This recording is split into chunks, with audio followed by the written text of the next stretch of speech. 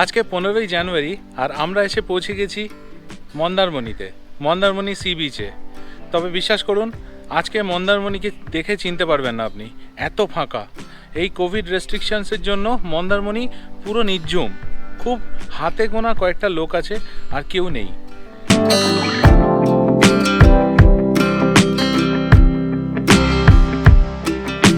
মন্দারমণিতে এসে আমরা উঠেছি পেঙ্গুইন বিচ রিসর্টে।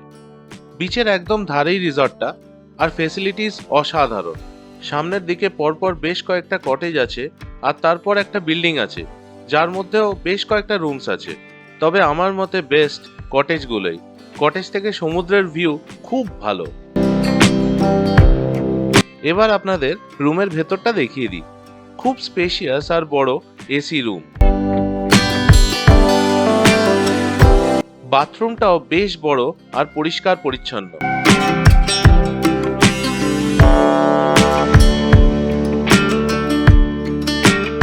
ভিডিওটা যদি আপনাদের ভালো লাগে তাহলে আমার চ্যানেলটা কিন্তু সাবস্ক্রাইব করতে ভুলবেন না।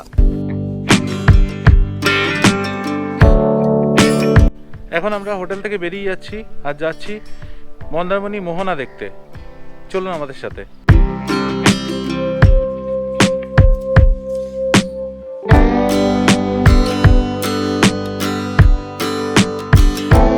আমাদের হোটেল থেকে মন্দারমণি মোহনা প্রায় 7 কিলোমিটার, আর কিছুক্ষণ ড্রাইভ করার পরেই আমরা এখানে পৌঁছে গেলাম। এই জায়গাটাকে লাল কাঁকড়া বিচও বলা হয়, কারণ এখানে প্রচুর লাল কাঁকড়া দেখা যায়। আপনারা মন্দারমণি এলে এখানে অবশ্যই আসবেন। আমরা এখন মন্দারমণি মোহনা এসে পৌঁছেছি। কিছু লাল কাঁকড়া দেখতে পেলাম, মন ভরে গেল, এত ভালো লাগলো। কিছু ড্রোন ফটোগ্রাফি করলাম, ভিডিওগুলো আপনাদের জন্য রাখলাম। প্লিজ আমায় কমেন্ট করে জানাবেন কেমন লাগলো আপনাদের। ড্রোনের হাওয়ার জন্য হয়তো লাল কাঁকড়াগুলো বালির মধ্যে ঢুকে গেল একে একে, ড্রোন ওদের ওপর দিয়ে যেতেই।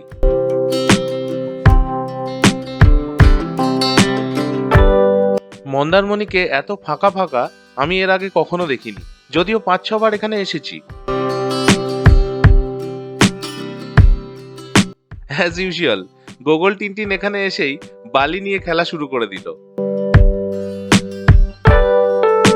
যদিও এখানে টুরিস্ট অত্যন্ত কম, তবুও কোভিড রোকার জন্য লোকাল প্রশাসন থেকে এখানে মাস্কটা ম্যান্ডেটরি করেছে। তো আমরাও খুব ডিলিজেন্টলি মাস্কটা পরছি, কিন্তু এখন ফটোগ্রাফি করার সময় একটুখানি মাস্কটা খুলছি। আর যেহেতু এখানে কেউ নেই তাই একটু খুলে রেখেছি, কিন্তু এটাও কিন্তু পরা খুব আবশ্যক। প্লিজ মাস্ক পরে যেখানেই যান না কেন মাস্ক পরে যাবেন এবং সামাজিক দূরত্ব বজায় রাখবেন।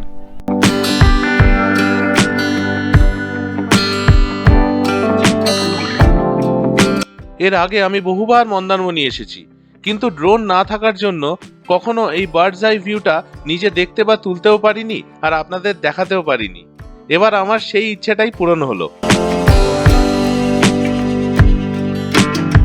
আপনাদের যদি কোনো কমেন্টস বা সাজেশন থাকে প্লিজ তা আমাকে কমেন্ট বক্সে লিখে জানাবেন। এখন এই প্যান্ডেমিকের জন্য মন্দারমণি পুরো ফাঁকা, তবে কম লোকের মাঝে ঘোরার একটা আলাদা মজা আছে। অনায়াসেই নিজের পছন্দের ছবি বা ভিডিও তোলা যায় ভিড় কম থাকার জন্য। এদিকটা এখন সূর্য অস্ত গেছে, একটা অসাধারণ সানসেট উপভোগ করলাম, প্রাণ ভরে গেল।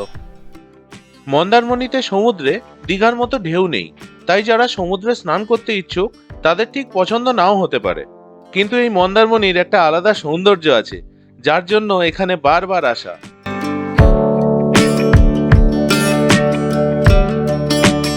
এখন আমরা হোটেলের দিকে এগিয়ে চলেছি। তো যেহেতু সন্ধে হয়ে গেছে আর কিছু করার নেই, কালকে সকালে উঠে আবার বেরোবো। আর হোটেলের সামনে যে সি বিচ আছে সেটাও কালকেই যাব। বলো ওটা কি? এটা হাতি। এটা কি? ঘোড়া।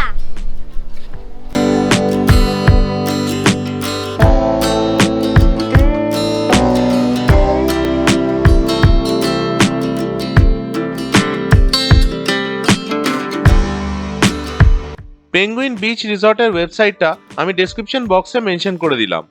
ওখান থেকে কন্ট্যাক্ট নাম্বার নিয়ে আপনারা ডাইরেক্টলি বুক করতে পারেন। Good morning. আজকে আমাদের সেকেন্ড আর লাস্ট ডে ইন মন্দারমণি। তো আজকে সকালে উঠলাম, একটা সুন্দর সকাল, খুব ঠান্ডা ঠান্ডা আমেজ আছে একটা, প্লাস বিচটা অদ্ভুতভাবে ফাঁকা, ক্লিন, কোনো লোক নেই, এতই কম ট্যুরিস্ট এখানে।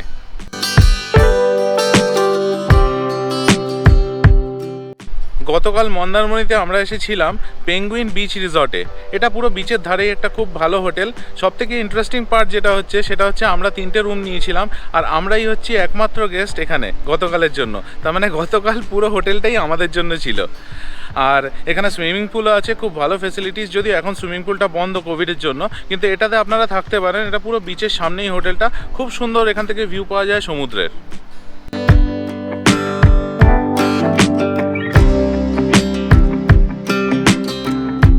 কালকে যখন আমরা এসেছিলাম সমুদ্র অনেক দূরে ছিল কালকে।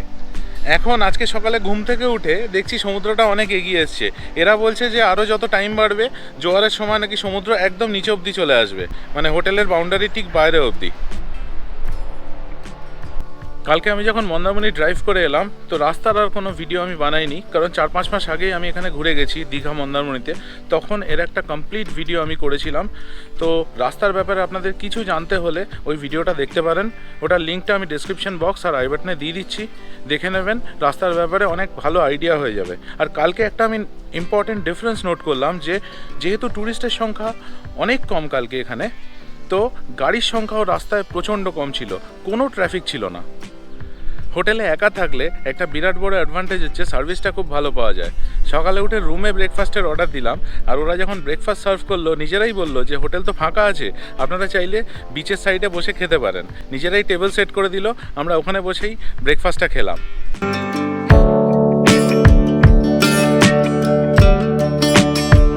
এখন বাজে দুপুর 12টা, আর আমরা হোটেল থেকে চেক আউট করে চলে এসেছি মন্দারমণি সি বিচে।